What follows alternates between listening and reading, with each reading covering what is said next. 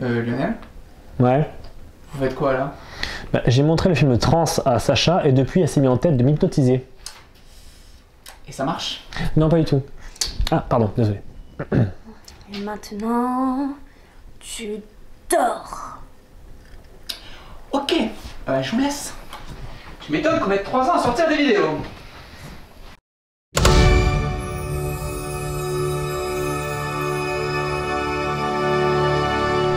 Bonjour à tous et bienvenue dans À contre-courant, votre émission de cinéma qui parle de films qui ont marché mais qui n'auraient pas dû, et à l'inverse de films qui n'ont pas marché mais qui auraient dû. Et aujourd'hui, on vous parle d'un film qui a fini numéro 3 de mon top 10 2013.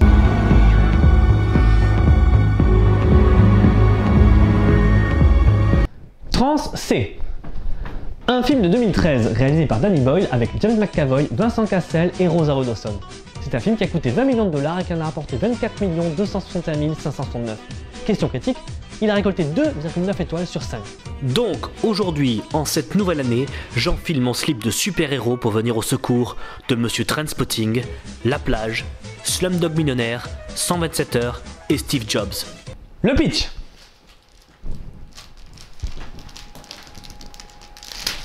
Le pitch est en toi.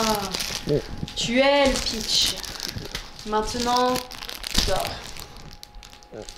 Non mais là c'est chiant là. Simon, commissaire-priseur, se retrouve être la pièce maîtresse dans un braquage de tableau. Mais après un violent coup sur la tête, il ne se souvient plus où il l'a caché. Frank, le leader, engage Elizabeth, experte en hypnose, pour pénétrer son esprit et retrouver l'œuvre d'art. Le film commence avec Simon, qui s'adresse directement au spectateur pour expliquer les modalités en cas de braquage pour protéger un tableau rare. L'occasion de voir qu'il s'y connaît. Mais quelques jours plus tard, comme par hasard, un braquage a lieu et Simon doit enfreindre la règle qu'il a pourtant répétée plusieurs fois. Ne jouez surtout pas les héros. N'oubliez pas, inutile de jouer les héros. Ne jouez pas les héros. Donc, évidemment, Simon joue au héros et se fait exploser la boîte crânienne à coups de crosse. Bref, l'occasion de voir Vincent Cassel dans le rôle de Frank s'enfuir avec le tableau. Enfin, que tu crois, mon petit Vincent. Mon petit Vincent. Ouais, c'est naze, ouais. Simon sort de l'hôpital et découvre que sa voiture et son appartement ont été cambriolés. Parfaite fin d'une parfaite journée. La loi de l'emmerdement maximum oblige, quelqu'un sonne à sa porte lui disant que Frank veut le voir. Et l'équipe de malfrats le torture pour savoir où il a caché le tableau. L'occasion pour nous de comprendre qu'en fait Simon bossait avec eux et les a doublés. Soupe de phalange et manucure de l'extrême plus tard, les méchants se rendent compte que peut-être il dit la vérité et du coup, après quelques réflexions, décident de tenter une expérience pour pénétrer l'esprit de Simon, l'hypnose. Simon choisit au hasard le docteur Elizabeth Lamb. Et lambe en anglais, ça veut dire agneau. Coïncidence? Je ne pense pas. Donc, Frank pose un micro sur Simon qui va au bureau d'Elizabeth situé au 245 Harley Street. Coïncidence? Ouais. Liz fait du si bon travail qu'elle comprend tout de suite que c'est un piège et demande à parler à Frank. Elle le rencontre et lui propose de l'aider moyennant un pourcentage du tableau. Il accepte. Après une nouvelle tentative ratée, Liz essaie d'en savoir un peu plus sur Simon. On apprend ainsi qu'il est un adrénaline junkie et addict au poker. Pour rassurer Simon et le travailler petit à petit pour dévoiler où est caché le tableau, Liz rend vulnérable l'équipe de malfrats. Il finit par se remémorer la journée et on assiste à une scène complètement hors du temps qui nous perd tout autant que Simon, mais j'y reviendrai. Liz se rend compte que Simon semble attiré par elle. Il finit par l'inviter à dîner et elle accepte. Mais apparemment, c'est juste une ruse de la part de Liz pour obtenir sa confiance. Frank n'est pas rassuré car il semble attiré également par elle. D'ailleurs, les deux finissent par coucher ensemble. Et là, il s'endort. Quelqu'un peut faire quelque chose pour elle, s'il vous plaît, là? Si elle peut le faire dans le film, moi aussi. Simon débarque chez Liz, une dispute éclate et les deux finissent par s'embrasser. Liz décide de s'en aller et revient.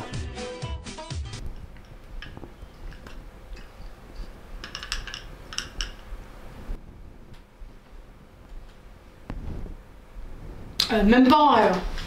Ah ben si elle peut le faire dans le film... Les deux finissent enfin par coucher ensemble, ce qui ne semble pas plaire à Frank qui écoutait depuis son camion. Simon décide de discuter avec le groupe mais entend une conversation qui dit qu'il va être tué. Il essaie de s'enfuir, appelle Liz qui lui conseille de prendre une arme pour se défendre. Il s'exécute et juste avant de raccrocher, il lui dit qu'il se souvient de tout et de ce qu'il a fait de la toile. Stop! Je vais m'arrêter là, car expliquer la suite serait spoiler la fin du film. Je vous conseille donc d'aller voir ce film directement et de revenir après. Moi j'attends.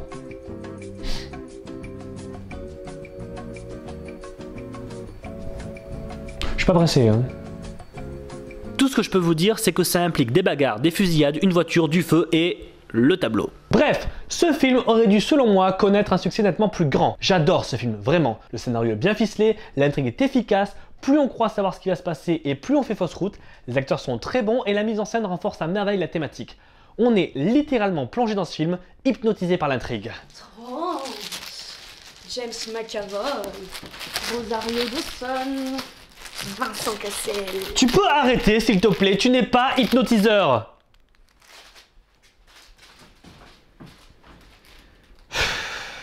Tout dans le scénario et les dialogues est fait pour nous pousser à douter de tout, de ce qui est réel et de ce qui ne l'est pas, mais avec suffisamment d'intelligence pour ne pas nous faire lâcher prise. Et le film regorge d'éléments, tant sur les partis pris, la mise en scène ou la réalisation qui permettent de douter de tout ce qui est montré.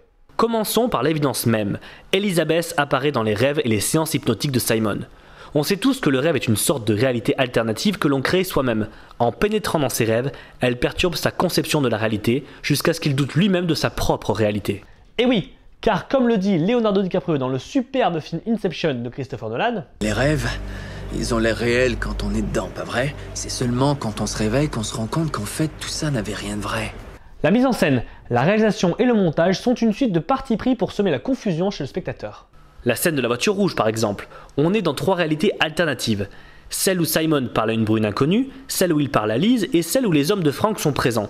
Et le tout dans un seul dialogue. Du coup, on est intrigué et perdu à la fois. À ce moment précis, il est impossible de dire avec certitude laquelle de ces réalités est l'inéluctable vérité. Comme si ces 3 réalités s'étaient réellement passées. On retrouve ce même procédé dans Mr. Nobody de Jaco van der Mael, qui a carrément basé tout le film sur ce concept. D'ailleurs, j'en profite pour vous conseiller Mr. Nobody parce que c'est un très bon film. On peut également noter un élément qui passe peut-être inaperçu à la première lecture mais qui se révèle très important, le 4e mur. Le 4e mur est ce qui permet d'enfermer une histoire dans le cadre de la fiction. Le roman, la bande dessinée, le film. S'adresser directement au spectateur, c'est briser le 4e mur et donc détruire la structure même qui sépare le réel de la fiction. Aujourd'hui, Deadpool est devenu l'emblème de ce phénomène, mais ça a toujours existé.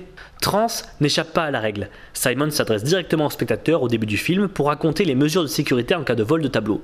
Il rend ainsi le spectateur complice du braquage. D'ailleurs, avez-vous remarqué que de manière générale, les scènes d'ouverture d'un film dévoilent l'intrigue? Mais ce n'est pas ce qui est le plus intéressant à ce moment-là. Ce qui est le plus intéressant, c'est qu'il nous parle d'un tableau de Rembrandt où le peintre apparaît, histoire d'embrouiller encore plus la structure du 4e mur, ou comme le dit si bien mon pote Wade Wilson, Fourth wall break inside a fourth wall break. That's like 16 walls. Danny Boyle use de tous les trucs et astuces possibles pour appuyer cette démarche dans sa réalisation. Déjà, en montant plusieurs scènes en même temps pour semer la confusion, il y a un nombre incalculable d'effets plus ou moins visibles qui brisent les codes cinématographiques pour soit nous induire en erreur, soit nous perdre volontairement. Un exemple flagrant, la conversation entre Frank et Liz lors de la première rencontre brise la règle des 180 degrés. La règle des 180 degrés, c'est filmer une ligne imaginaire entre 2 personnages qui discutent et ne pas en sortir sous peine de casser la cohérence de leur face à face. Bref, dans cette conversation, la règle est brisée, donc la cohérence du dialogue est floue. Et d'ailleurs, en parlant de flou, vous avez remarqué? Frank est net tout le long, mais Liz, elle, est légèrement floutée. Est-elle vraiment qui elle dit être? Alors, ce sont peut-être des petits détails, mais mis bout à bout, ils apportent énormément à l'intrigue. Danny Boyle joue de ça avec les vitres et les reflets. Vous avez peut-être remarqué qu'elles sont nombreuses dans le film? Et ce n'est pas un hasard si elles sont filmées de telle ou telle manière. Lorsque Simon s'apprête à dévoiler où est le tableau, il est filmé au travers d'une vitre. Donc l'image que l'on voit est légèrement décalée. Donc pas tout à fait réelle. Donc il ne dira pas la vérité. Les plans choisis par le réalisateur ne sont jamais la vérité pure, mais un reflet. Et c'est aussi pour ça qu'on voit énormément de tablettes ou d'écrans de surveillance dans le film. L'image n'est pas la réalité de la personne, mais une représentation virtuelle projetée à un instant T.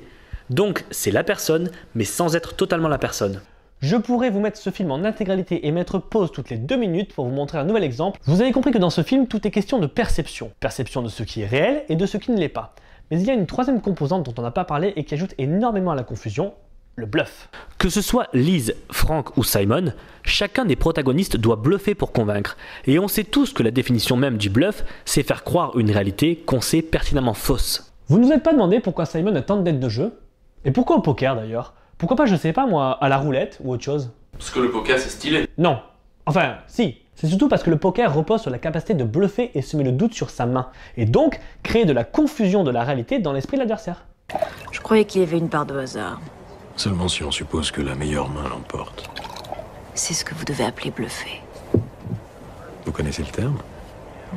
Vous devez donc savoir qu'un joueur de poker ne mise pas sur ses cartes, mais sur le joueur d'en face. Donc, si certains d'entre vous ont soupiré en se disant que c'était encore un cliché de choix de jeu de cartes, eh bien non, détrompez-vous.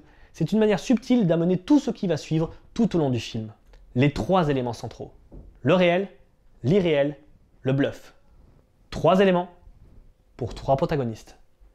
Ce film repose complètement sur le doute. Plus on avance, plus on se perd. Et comme d'habitude, Danny Boyle l'illustre très bien. À un moment du film, alors que Frank et Simon s'apprêtent à partir pour découvrir la vérité, on peut voir dans la profondeur de champ un très long couloir, preuve que le chemin vers la vérité est encore très long. Puis, alors que Liz commence son récit de la réalité, un plan d'ensemble de la route vient couper la trame. On voit une route droite entourée par une route qui l'encercle. On peut imaginer que c'est une représentation du cerveau. Personnellement, je pense qu'il s'agit d'une métaphore. Ils sont sur la bonne route, celle qui passe au travers de tous les détours.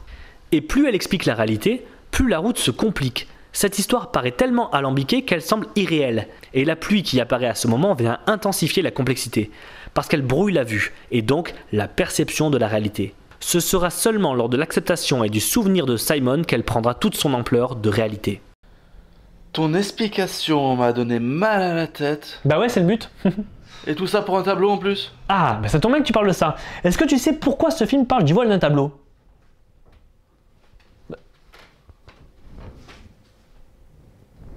Pourquoi ce sujet traite du vol d'un tableau? C'est vrai ça aurait pu être des bijoux, un braquage de banque, n'importe quoi. Mais là, c'est un tableau. Eh bien parce que le tableau est défini comme une représentation de la réalité. Et donc, voler un tableau, c'est un peu voler une réalité. Enfin, une fausse réalité. Regardez ce film, il est vraiment génial. Et si vous pensez que la bande-annonce dévoile tout, détrompez-vous. Voilà. Si vous avez aimé cette vidéo, n'hésitez pas à la liker, la partager et vous abonner à notre chaîne YouTube Clavson pour découvrir nos autres émissions et notre web-série Génome. Du coup, c'est bon, t'as terminé ton hypnose? Oh non, mais moi j'arrête. Je suis nulle, de toute façon, ma vie c'est de la merde. Quand j'étais petite, ma mère elle me disait que